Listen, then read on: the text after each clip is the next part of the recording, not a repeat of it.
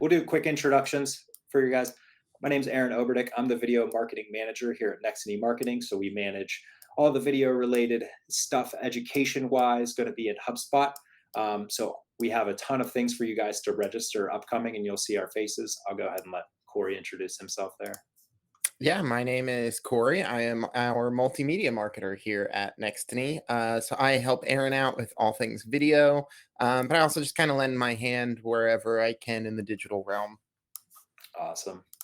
All right, so hopping into the agenda today, things we're going to be talking about is going to be why video first, right? So the first thing people are asking themselves, why should I start creating videos? How is it going to be beneficial for me or my company?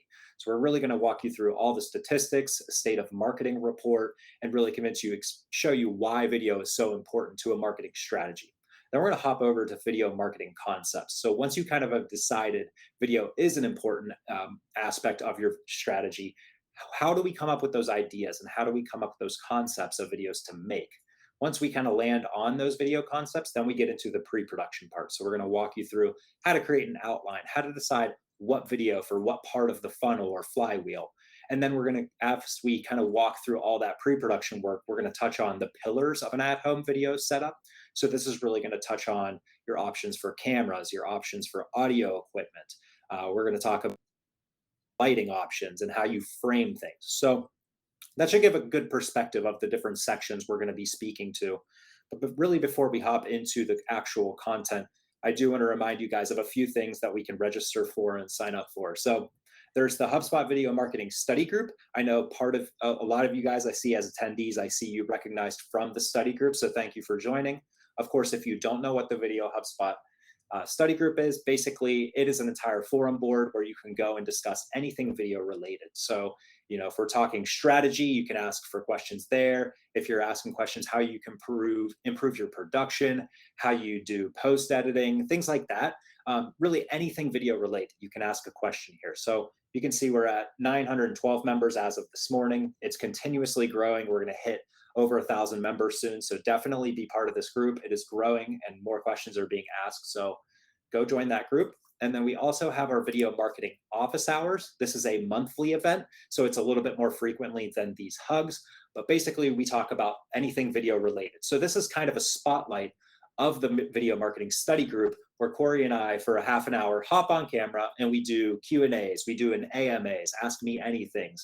We'll cover specific questions from the study group that we really like and we want to highlight for that month. So a lot of opportunity to just get some one-on-one time and ask questions live to us in those sessions. So definitely make sure you register for that study group and you register for office hours as well. I see Corey put those links down in the chat so you can directly go to them and sign up if you haven't done that now.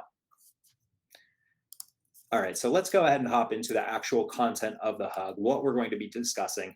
And like I mentioned, it's all about video pre-production. How are we going to get started with video? And to get started with video, first, we need to stop and ask ourselves, why video? And I'm going to go ahead and pause right there because I am seeing Dan Tyre saying, wait, how about the boot camp? And I am going to run through the presentation and we'll talk all about the boot camp at the end. But I will mention, because he's asking, we also have a boot camp sign up, and that's going to be registrant Corey. I believe you probably have that link. There you go. Okay, that's in the chat. So for everyone interested, there's a boot camp. That's going to be a 6-week course. I'll talk about a lot of specifics towards the end because all of this relates to the boot camp and it kind of ties together. But if you are interested in signing up for a 6-week, each week learning different aspects of video marketing and sales, definitely click on that and learn more about the boot camp as we kind of run through this video pre-production hug here. Kind of backtracking here into why video, right? You need to convince yourself, why do I need to create video, right? Why am I creating video for a marketing strategy? It's a lot of time, a lot of effort. And we're here to kind of debunk all of those reasons, right? So the very first thing is going to be the play button is the most compelling call to action on the web, right? When people see that play button, they just want to click play, right? You can see images and you can see everything. You can read a blog post, but that play button is very compelling and everyone wants to click it. So as long as they see it, they're going to click it.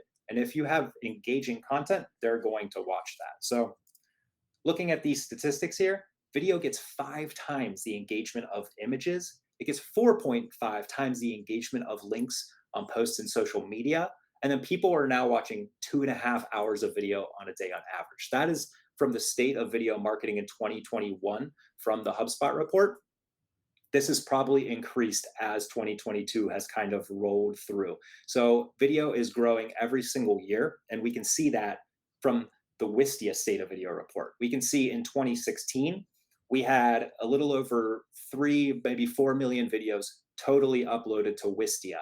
As it grows each year, you can see that significantly increases, and we're over 15 million in 2020. So you can only assume that 2021 and 2022 is also exponentially increasing there. Now, minutes of video watch, this is concurrently, of course, with the amount of videos. If we have more videos on the internet, more people are going to consume that content, right? So as you can see, that kind of gradually goes up or exponentially grows in 2020.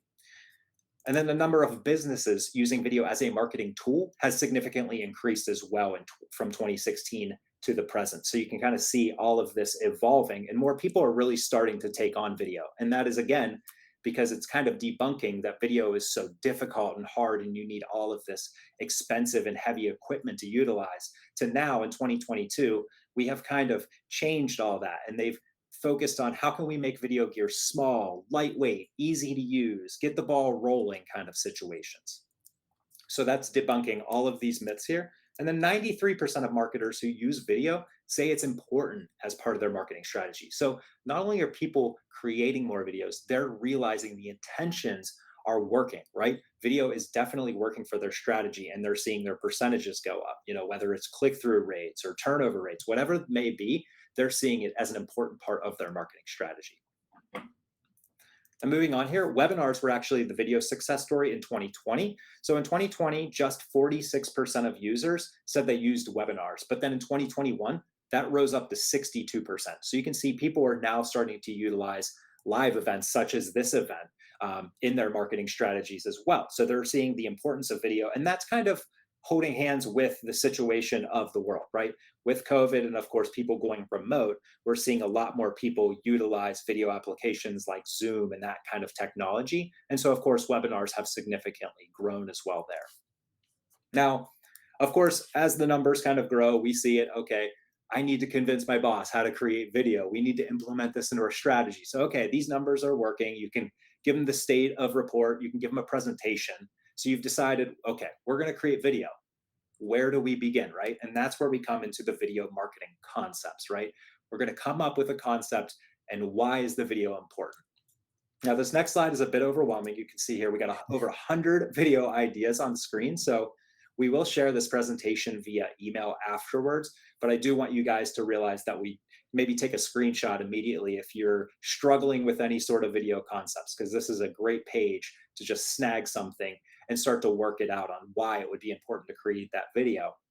But there's so many different aspects we can create video in, right? We can create website videos. We can create videos for marketing and sales.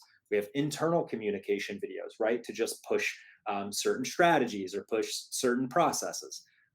Social promotion, SEO videos, brand affinity and long-term strategy. This is really important too, to just grow your brand, right? Episodic videos. So of course, those are generalized over the top there, but each individual section has a number of videos that you can utilize and create with intention.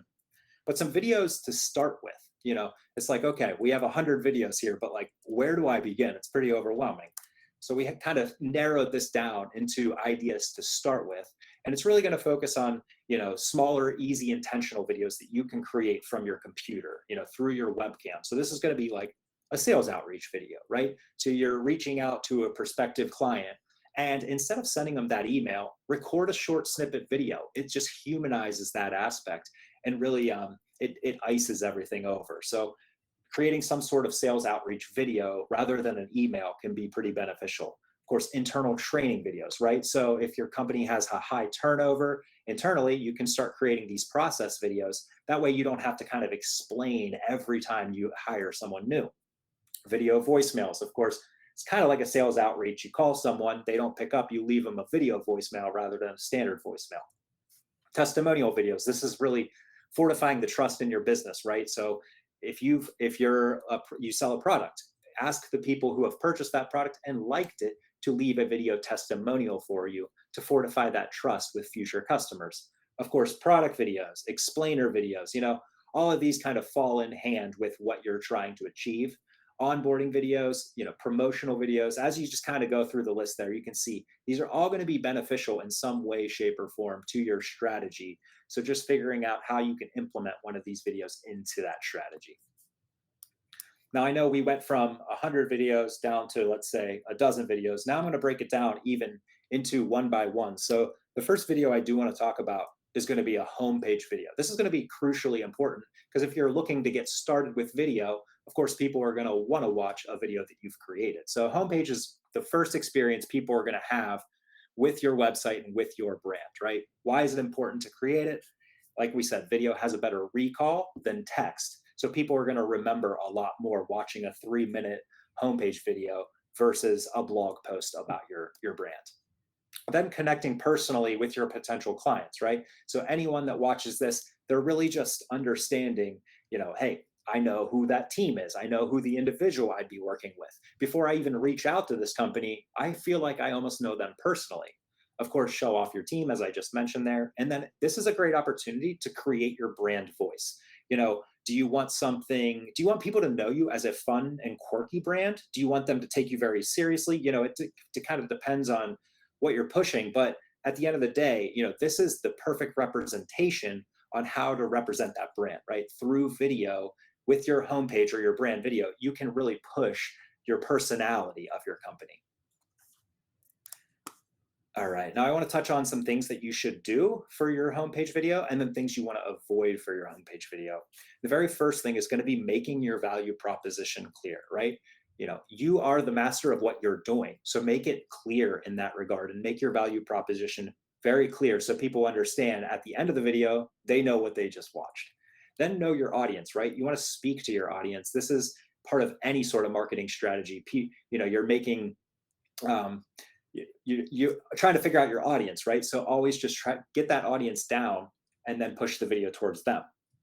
Then test out auto playing video. This is kind of a feature specifically to some video hosting platforms. For example, I don't believe YouTube does this, but Wistia does. You can auto play a video when they go to a page. So that way, if they scroll down, they see a video already playing, they might be more engaged to that than physically clicking on the button and then engaging with the video that way. And just And then, because the video is auto playing doesn't mean the audio has to be. You can start it muted so that they see it, they see the picture, and then they can unmute it so that it's not like it's necessarily just going to abruptly start booming out of their speakers or something. exactly, yeah. And then put your video front and center, right? So, of course, you don't want people, finding your video at the very bottom in the footer. You're making sure that it's nice front and center. And that way, when they go to your website, they understand, boom, it's right there. They click play and they have a better idea of what you're doing. Then things you want to avoid, right? Set broad goals. You want to make sure that you're focusing on like what makes you stick out, what makes you different from the rest of the pack. Don't make sure that you're not too generic and you're just kind of spewing off the industry knowledge that kind of everyone knows. Then don't stray off topic, right? You just want to stay on course. It's very linear paths. You want to make sure that people understand at the end of the video, what the objective was. Don't sacrifice good copy, right? If you have a great blog post explaining your company, don't get rid of that when you create the video. Complement the video with that. Embed the video on that blog page. That way, some people are visual learners. Some people learn through reading. So it's all different ways of just kind of accommodating the customer and giving them the best experience that they want. And then last, don't place your video on a specific page where it doesn't belong, right? So if you have an about us video, try to make sure that that's kind of front and center and people are going to watch it. Don't stick it on a back page where your visitors are at the lowest point, right? Look at your analytics, understand where people are visiting your website, and then put that video on the best visited website page. All right, so the next video I'm going to talk about is an email signature. It's very easy to make and it is so effective. So going beyond that standard intro email, hi, my name is blah, blah, blah. It's boring. People get tons of emails every day about that stuff. You can create an email signature video and just say, hi, I'm reaching out. This is me. And they can watch this video and get an idea of who you are. And again, video is all about humanizing everything, right? if we see a wall of text, we don't want to read it. But if it's a video and it's a smiling face, it's infectious. We want to watch that positive energy. And it just creates so much cohesion towards that relationship, right? So it's a great way to just make a personal introduction before meeting somebody. It's providing clear contact information with role transparency, right? So this is someone, if they're questioning who you are, what you do, they can watch a quick 30-second video and completely understand that. And then it's also a great way to just show off the team, right? Because if you have a small team, you can easily create these email signature videos for everyone. And that way it's very humanized. And when people come to your website, they might schedule a meeting out with you, and then you're talking to them, okay, you want to do a marketing strategy, you're going to talk to this person. And then they respond, say, I already know that person. I watched their email signature video. So it just kind of already creates that layer of humanization. Things you want to do and avoid in an email signature. First thing, keep it short and sweet. No one wants to hear about the 10 different hobbies you have. It's okay to put something a little bit personal at the end, saying, I have a dog and a cat, I'm a new homeowner, whatever it may be.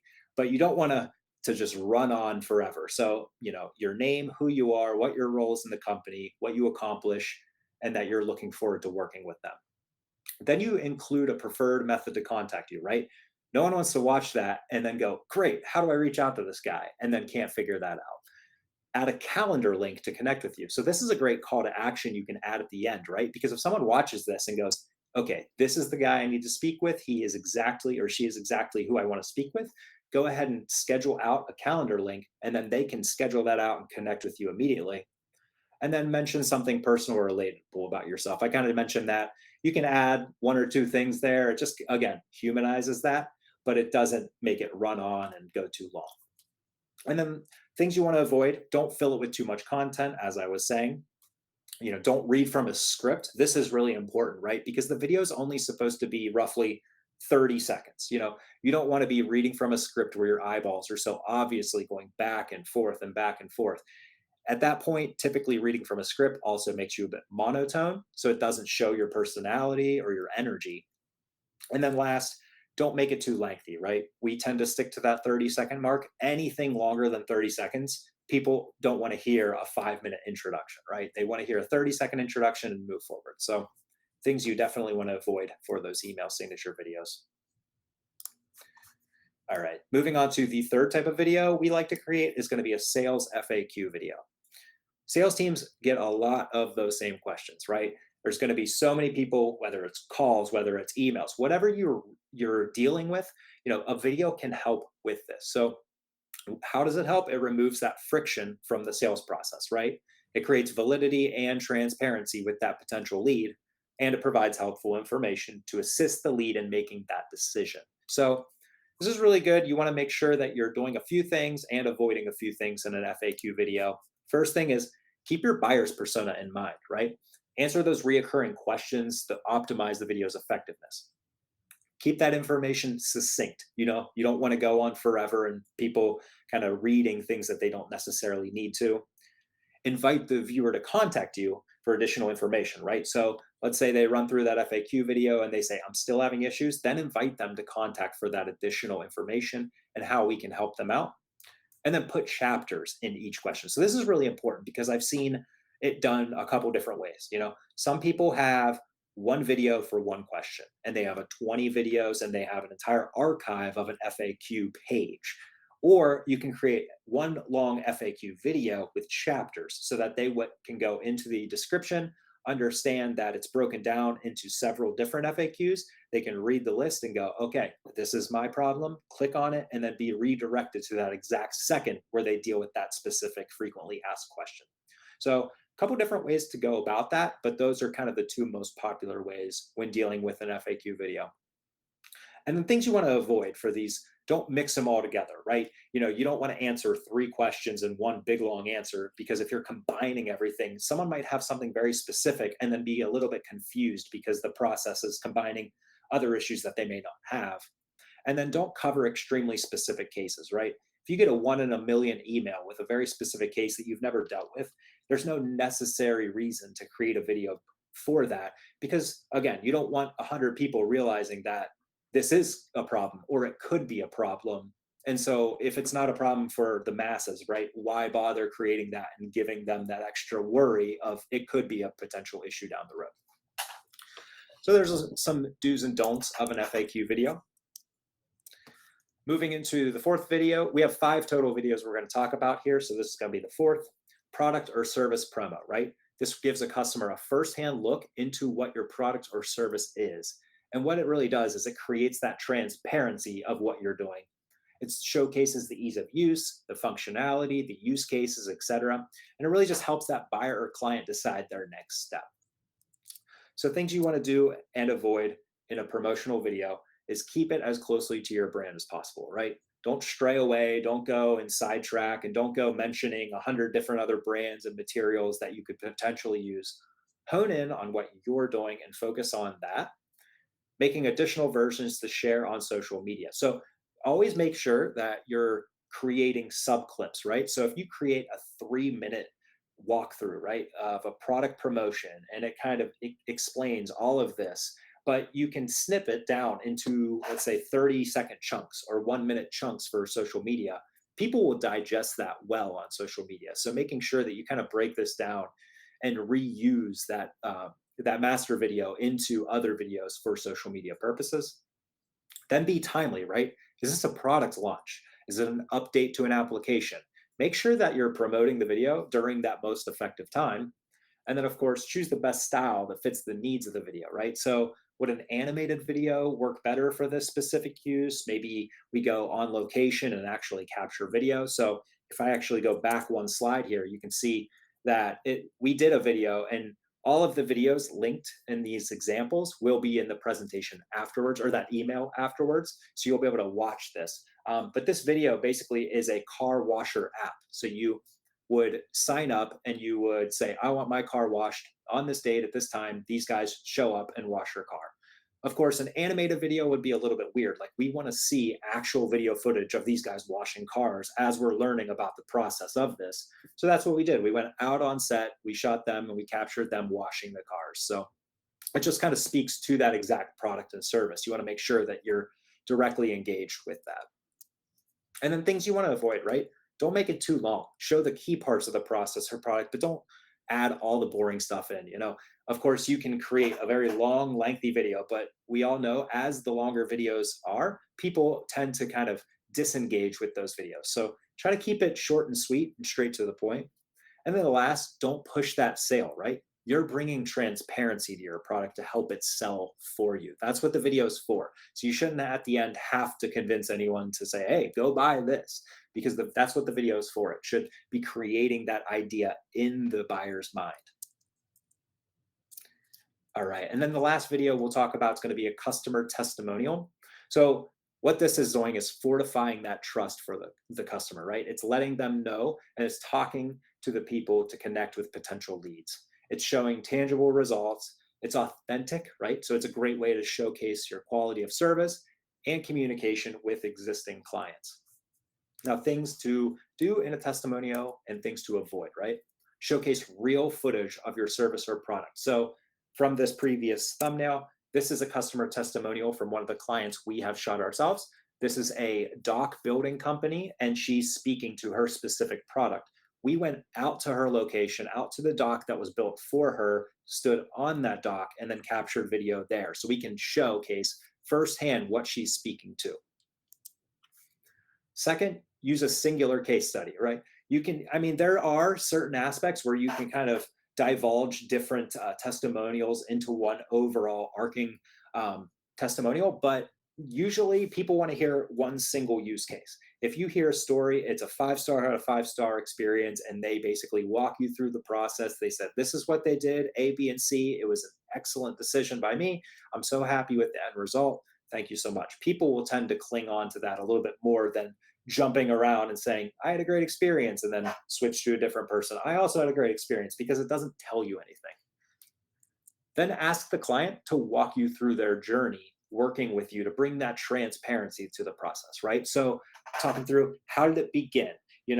What was your favorite part of it? But walk me through that entire process. How did we begin? What did you like about that? Then, as things developed, what did you like about that? And then at the end, you were happy with the product. Why were you happy with it? How was that entire process?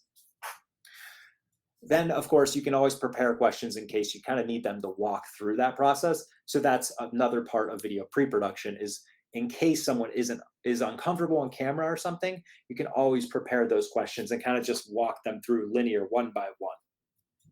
Then things you want to avoid, right? Ask the client to say anything that wasn't authentic to their experience, right? You don't want them to lie. Straight, simple, forward. Select a client who's uncomfortable on camera. This is something that you want to avoid, right? But it's sometimes it's unavoidable. There's just nothing you can do. The client's very uncomfortable, and that kind of goes back to walking them through that process step by step, creating the questions individually so that they can just basically answer one by one how it was, and then you create the story and the editing part. And then last, forget to set expectations, right? Always making sure that there's some sort of expectation of what you want them to say. You don't just stick a camera and click record and say, okay, go, tell me your story. You're going to talk to them before the video shoot even happens. You're going to let them know why they're doing the video shoot, how it's going to help you, of course. And so kind of just walking them through and saying, this is kind of what I want you to say. Of course, it's your story, it's your words. I want you to be authentic, but this is kind of the structure of how we want it to go. So if you could word it in that way, that would be great. Yeah, I mean, you want to make sure when you are asking the questions, right, you're not leading them like, tell us how great we did at this and this. Instead, it could be Right. like, let us know what about this part you enjoyed. Or, there's ways to phrase the questions where you can still get a positive response out of the person without necessarily leading them towards being like, tell me I'm great, So there is a psychology to it. Absolutely. All right, so those were the video examples. If you guys have any questions about video marketing concepts, right? How do I create my video? Like, how do I come up with the idea for my video? Hopefully, this entire hug presentation will give you that idea. But if it doesn't, you can join the study group and you can ask questions there, and we're more than happy to kind of jump in there as well and answer you over there. So make sure that if you have any questions here, join that group or ask in the Q&A here at the end of the presentation. Okay, so the next section we're going to be talking about is video pre-production, right? So that's kind of the title of the presentation, but you can't get to pre-production unless you kind of flush out all of those details of why and concepts. Now that we've kind of landed on a concept, now we're going to flush out everything that you want to do before you hit that record button. I have why video pre-production, but I just said that. So we'll just hop into the next slide here. What type of video will you create, right? So we just came up with all those concepts, but there are different videos for different parts of the flywheel. As you can see, attract, engage, delight, right? We go through that flywheel and we realize that different concepts add up to different parts. So educational and branding video, that's kind of your top level of that funnel or flywheel there. So that's kind of bringing the awareness to the buyer. Then, as you create the product videos, explainer videos, this is really giving them that information and that is interest, right? Then the testimonials, that's fortifying the trust with the customers. That's really at the decision factor. They're trying to decide what they want. And all of those testimonials will very much help that decision process. And then, of course, once they've landed on that decision, we need to make sure that we're keeping up and staying actionable with them. So, with training videos and FAQ videos, we're creating those to continue that process along so they're happy beyond the entire flywheel or funnel process. Then we like to kind of follow along a structure of what's called what are the SMART goals, right? What are your video goals? Of course, every video we need to digest it. We need to say, okay, at the end of video, what do we want people to understand or better know or learn? What is the end result or end goal of that video? And we like to stick to the SMART goals, right? So the acronym SMART: specific, measurable, attainable, relevant, and timely. And these kind of all stick to different aspects. Specific is making sure that your video is going in that linear path. You're not straying off and talking about 100 different things. Measurable is all of the analytical aspects. So once we create the video and it's in the video hosting platform, are we able to, is it measurable? Can we understand why people are watching this video? Then attainable, right? Is the goal even possible? Can we attain the goal? Of course, that's something you want to make sure you're always saying yes to at the end of the day. Relevancy, is the goal worthwhile, right? Will it achieve our needs? Is it, why are we creating this video? We're pumping 20 hours into the video production, 20 hours into the post production.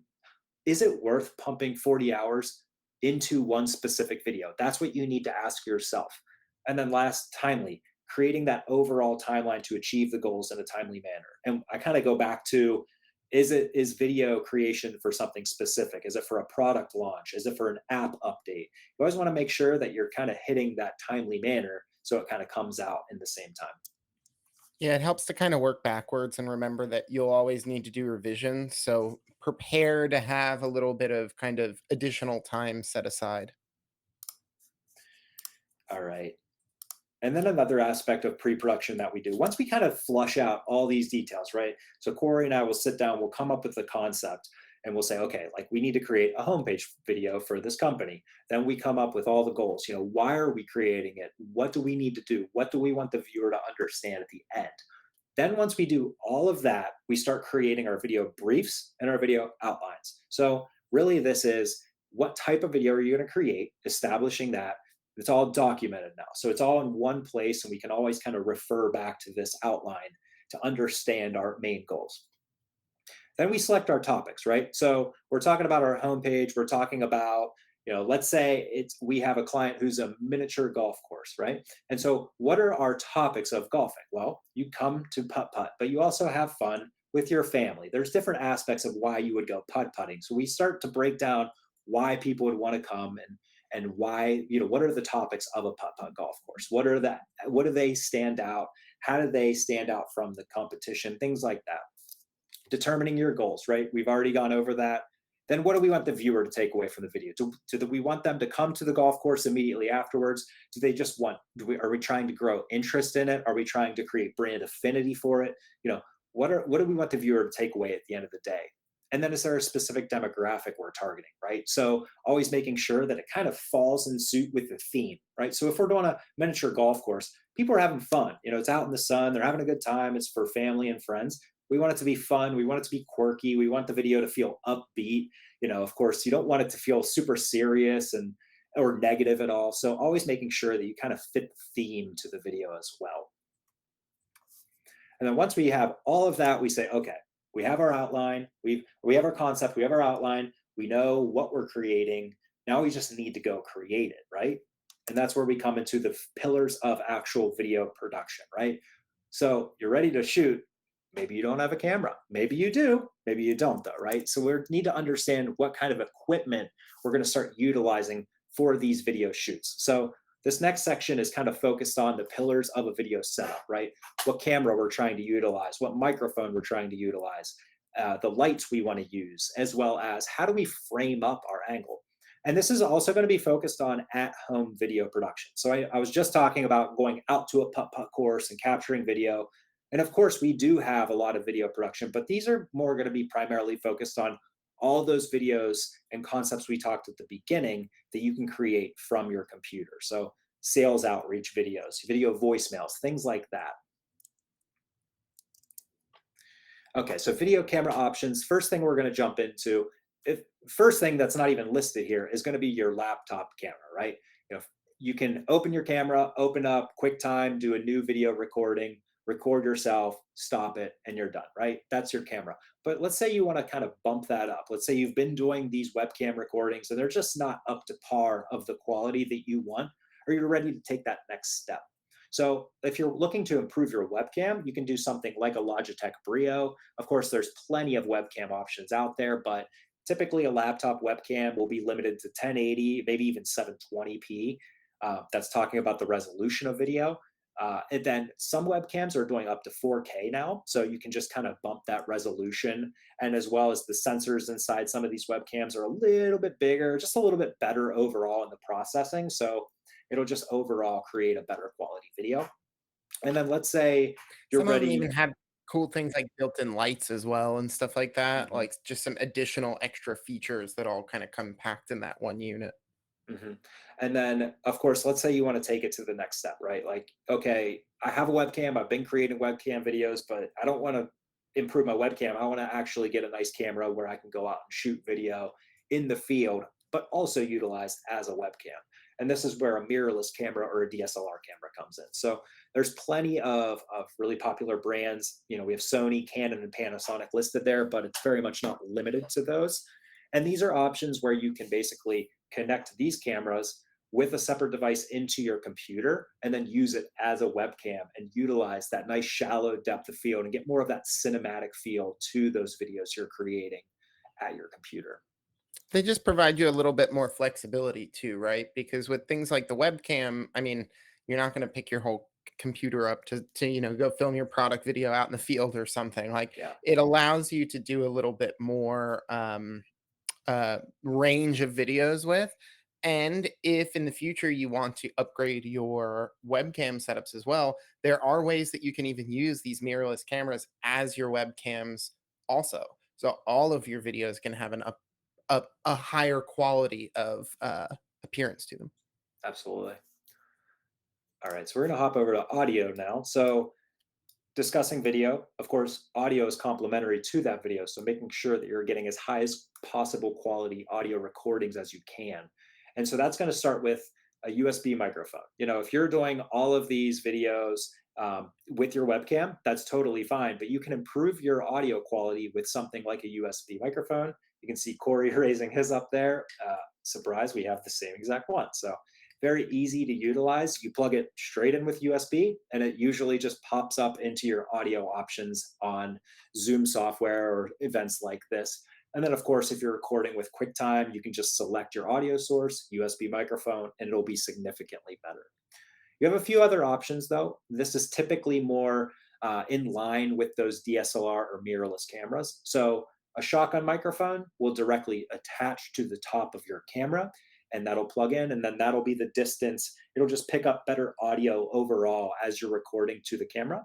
You can also do a lavalier microphone. So these are you've probably seen them in interviews on the news or something. They're little clip microphones, and they typically stick them on like someone's collar, and that's really to just pick up nice high quality audio close to them.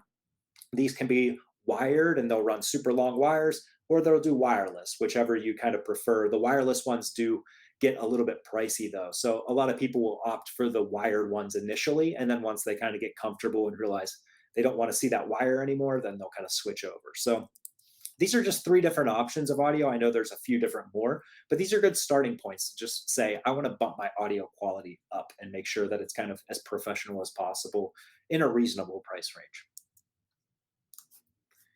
All right. And then the third pillar we'll talk about is going to be lighting. So, lighting is so crucial to video. And a lot of people don't think about this initially. We really reiterate lighting so much to where people that talk to us all the time say, yeah, I know lighting is important, Aaron. We get it. But I just try to stress it because so many people say, okay, I need a nice camera. I need a nice microphone. I'm all set. And it's like, no, because you still have shadows on your face. You're still dimly lit. You're still a silhouette, whatever it may be. So lighting is extremely important. And we start with LED lighting because it's really come down in price recently. I mean, over the past, I would say, I don't know what, Corey, 5 to 8 years, this technology has been evolving so quickly. We used to see LED panels go for a couple $100 5 years ago. They're down, you can get cheap Amazon ones for 20, $30, and they'll do light temperature change. So you can go from kind of that whiter color and bluer color, cooler color temperature to a warmer color temperature. We can kind of change that and go to a more yellowish tone to match whatever we want to. Of course, we also have intensity bars, so you can make it bright or as low as possible. You can see Corey there in his video. He's showing his little light there. This one's pretty cool. This one's pretty neat because it's an RGB light, so it also has full color. So I can do all different kinds of effects. Like if I'm filming something and I want to, have it fade from one color to another, or simulate some lightning or something like that. There's all sorts of crazy little things they can do. And this thing was like $40 or $50, and it has a built-in battery, charges with USB-C. Like, they're very cheap and easy. Compared to what they used to be, a couple Yeah. grand for pretty small lighting setups that weren't even really that powerful. I remember back when Mhm. before LEDs were an option, when all you had was like airy Fresnels, a 150-watt light was like $400 or $500, and that would Mhm. do nothing. You'd still need 5 of them in order to be able to run the same amount of light in this room right now. Like, so the technology really has opened a lot of doors lately, which is nice. Absolutely. And then, of course, a lot of people say, well, I'd like to get started with video, but I don't have a budget. I'm not going to go out and spend money on a camera and a microphone and lights and stuff. So, what can I do as kind of a substitution there? And of course, you can utilize natural lighting, right? It's more dependent on how much natural lighting you have. Of course, if you have a super cloudy, dark day, it's hard to utilize that, right? But then on a flip side, if you have a nice sunshine coming through the window, you can start to utilize that as your lighting. The main thing is always putting a window or whatever, wherever the light is coming from, making sure that that is in front of you. If you put that behind you, then that's going to be very bright, and in turn your camera is going to try to auto expose and make you a lot darker, and so you're going to be silhouetted while your wall is perfectly exposed. So always make sure that your natural lighting is coming onto you and kind of flooding onto the front of your face. And then the last pillar, I know we said we have four pillars here. The last one's going to be framing, right? So we have kind of three equipment pillars, and then the last one's more of just how you frame everything. So framing, you first thing is background, right? You can see my background. There's a few things in it, but there's nothing too crazy distracting, right? You want to make sure it's nice and clean, and you can add relevant items additionally, right? So, if as an example frame, a perfect frame for me would be a nice clean background. I'd get rid of the guitar, I'd get rid of everything else, and then I may add in like a production light in the back, kind of just off camera, where you can just kind of see it, and it kind of adds that relevance of, hey, this guy's a videographer. Or Or like a maybe I color wash or something like that. right, or I could even Subtle. maybe have my camera or my drone kind of hiding in the corner on a shelf because again, add relevancy of what we're speaking to. Don't add distracting things though. And the biggest thing I always tell people is try not to add blocks of text into your background.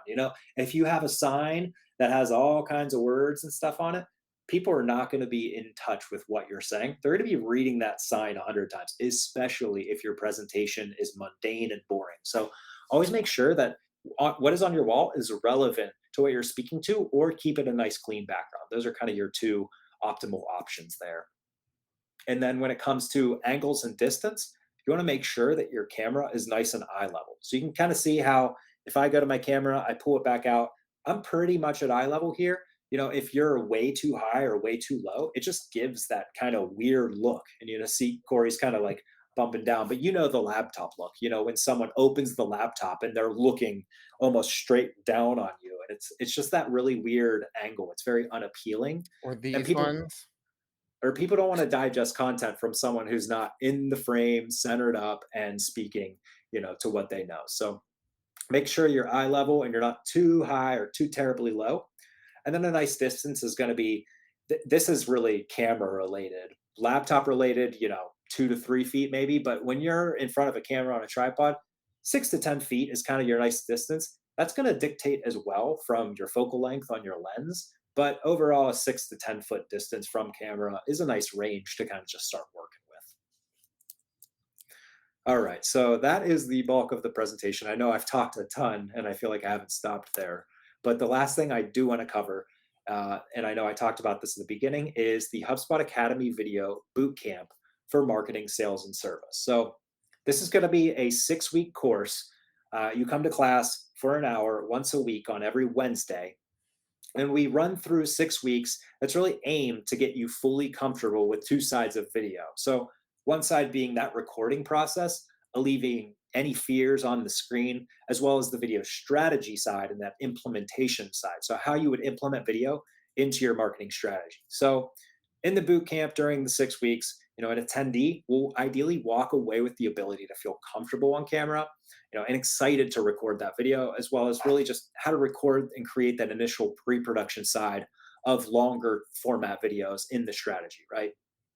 Each week, as an attendee, you'll create examples, you'll create your email signature, you'll create a video voicemail. So we actively have you create videos on a weekly basis to get comfortable in these scenarios.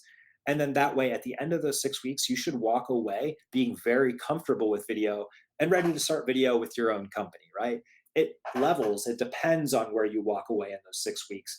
It depends on your activity and how much you do, but it's a certification badge through the HubSpot Academy as well. So if this sounds interesting, Corey will add the registration link. I think he just did that there. So go ahead and click on that, sign up and register for that if it sounds interesting, and you'll get a lot more video input on a week to week basis. Okay, and that concludes the video hug for pre production. I do really appreciate everyone being here. We will switch over to some questions now. Okay, so first question I'm seeing is from Petey, and says, "What is your advice regarding music selection for videos?" And music selection is that's a great question. First off, because there's so many ways you can take it. Music selection, first and foremost, YouTube has a free audio library where they have thousands of songs. Corey, I don't know. I feel like you're a little bit more accustomed to the YouTube library. You want to talk a They little bit about it? Yeah, they have a ton on there. It is free, which is, I would say, the best part. I just put the Mhm. link in the chat there. They have tons of different options. It's inside of the Creator Studio, so you just have to be logged into YouTube. They do add things all the time. Some of them require attribution, where you might just put like song courtesy of, whatever the artist's name may be. Kevin McLeod. He's the person who does all of them, right? Um, or from there it could be just totally free usage ones. We utilize Artlist.io. There are a number of other ones though. I think Soundstripe is one. There's a few of them, kind of subscription services where you pay one flat yearly fee, and then you can basically just download as many different pieces of music as you need. Those are great because some of them even have things like sound effects and some stock footage that you can use as well. Just kind of different options. The most important thing, though, is to make sure that you are utilizing some type of footage that you have rights to, even if it is Creative Commons or some kind of attribution rights. Just don't get pinged by the YouTube algorithm, or even if you're hosting them your own place, the last thing you want is, Universal Music or someone coming after you because you've utilized, a popular song on your web page. So definitely make sure to look into some of the not only free options like the audio library, but there's plenty of other royalty free music sites out there that you can subscribe to. Very good. I also just realized that I ran with the internal microphone the whole presentation, so you guys didn't even get the Yeti going on. How about that? I was wondering, before when you moved it, I was like, wow, it was really silent. I put mine on mute to move it so it didn't make a sound, and yours was quiet. How about that? So, Should have mentioned it. well, now everyone that can hear me knows the difference between an internal microphone on a laptop and the benefit of a USB microphone. So there you go. A practical demonstration, right? All right. And do we have It any looks like we do have questions another here? question there as well. What do you think is the ideal length for a homepage video? Oh, that's a great question. It depends on what your product or your service is really. But a general length will be anywhere between 2 minutes to I I want to say three. I think four is acceptable, but if you go above four, it feels too lengthy. You want to be, concise. You want to make sure that you explain your process. You want to explain your product, but you don't want to talk about every single fine detail, as we talked about. We want to make sure that you're kind of down that linear path and you're explaining it very sufficiently, and then kind of end it. So I'd say 2 to 3 minutes is the sweet spot there. Okay. Okay, so Richard has a question here. We want to have remote recorded discussions through a live recording between two or more people, but have a higher quality video. Are there any program recommendations to use other than Zoom? So, what we typically do if we're having multiple people in a recording, right? So, we've actually done this through a program, a brand affinity marketing video series that we did, where we had a weekly series and we would have our CEO, Gabriel, speak with different people in every episode, right? And so there might be one other person on video, but there also might be multiple people on video. And so let's say we have four total people speaking. We can use Zoom, but what we do is we have everyone record locally to their camera. So Zoom recordings will record the video as it processes. So my local side might be nice and crisp because it's recording my webcam straight directly, but it might be recording people's, as it's compressed and coming through the internet, and they might pixelate. So their internet service, it might dip or something. And so they might pixelate. And so of course, that's a big issue we got to deal with, right? If you go and have everyone record locally through QuickTime and then upload it to a repository, that way you can have the highest quality possible through their webcams, and you won't have any sort of loss issues in the quality. Corey, do you have anything to add there? I know you probably have an alternative option. Yeah, I put in a link that is from Able Cine. I used to work for Able Cine back when I lived in New York. They are a camera rental house, so they come up with just a lot of solutions for things like this. This is a very high end setup that they built that they actually used for the Emmys, the 2020 Emmys that were virtual because of the pandemic. So what they did was they created more or less these kind of iMac and camera setups, and they ship them out to people directly. So if this was something that was, a very high level thing, you could kind of set up something similar where you're more or less sending out some type of camera kit with software. They used OBS software, so it's an open source software to be Mhm. able to kind of bring all these different feeds in and run the actual live stream itself. But that was because they were live streaming it as opposed to just necessarily recording it. So it depends, I guess I would say as well, on if you're trying to have something like this, streaming versus just recorded for the future. But we do have kind of our own blog as well that I'm going to put in here that is a little bit kind of more of just a general build of how Mhm. to get a camera into the computer, right? So that you can get a really nice quality footage that way that you could utilize a higher quality camera at least. Awesome. Okay. So I put that one in the chat there. Yeah. Looks like Richard followed But up here. yeah, there's many ways to do it. I think the biggest thing is getting creative with something like this, For sure. and figuring out, what your budget is, what Mhm. how much you're willing to kind of put into this project, um, as Right. well as what your end goal is with it.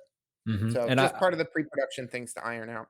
And I'll say during our video series, as we were creating all of that, it was very easy for everyone to kind of record locally on their computer through QuickTime. That way, they didn't have that drop in quality that you might see through the internet, of course. Um, and then everyone uploaded it to that repository. In the editing process, I just took the Zoom recording and I would drop it in the timeline, and then I drop everyone else's videos in the timeline, sync it all up, and then at that point, it's super easy. It's literally just like cutting that Zoom recording. So it makes it very simple in that regard. So hopefully that answered your question, Richard. Um, I don't know. I wasn't paying attention to the chat, Corey, as we were kind of going through the presentation. Did you see any other questions there? I did not. I don't see anything else. Okay. That seems to be about it. Do we've got anything else coming in, guys? I think we're good. Oh, I do that with post production on a different note. Yep, absolutely. All right. I think we're good. We'll go ahead and wrap it up. If you guys have additional questions, if you think of something later in the day or later down the road, of course, we have the user group that you can sign up and be part of and ask and answer questions there. We have, of course, our office hours once a month if you want to come to those and attend and ask questions. And then we have the boot camp. So those are kind of the three things that we encourage you to register for. The boot camp being a little bit more detailed and oriented to doing homework and stuff. The other two parts, you can just kind of be part of the group and don't have to participate as much. But those are the three links. Corey just put them in the chat again. If anyone's interested, go ahead and click on those. And yeah, our next hug is any idea? Let me pull it up It's here. I do sometime have it. next quarter. Let me pull it up. And this is going to be a continuation. So the next hug is going to be in Q3 while Corey kind of pulls up the date. We're going to be talking about video production. So everything that should be going on while you're recording video. So think That will be of on August the 18th. there you go. So we'll go ahead and I think the link is already in the chat there. Yeah. I'm putting it up here now. August 18th, you guys can register for that. Again, that's all about video production. So everything that's going on while we're recording and what we need to do either directly before we record or directly after as well. So if you're interested in that, make sure you register for that. And yeah, we'll see you in that hug.